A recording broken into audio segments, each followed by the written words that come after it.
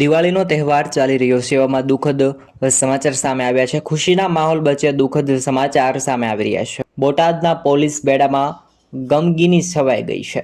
બોટાદના head constable આત્મહત્યા કરી લીધી હોવાના સમાચાર સામે આવી રહ્યા છે. હનુમાનપુરી વિસ્તારમાં આવેલા મકાનમાં મહિલા કોન્સ્ટેબલે ગળેફાંસો ખાઈ પોતાનું જીવન ટૂંકાવી લીધું છે. પરિવારમાં દુઃખની લાગણી છવાઈ ગઈ છે. મૃતદેહને પોસ્ટમોર્ટમ માટે સરકારી હોસ્પિટલમાં ખસેડાયો હતો.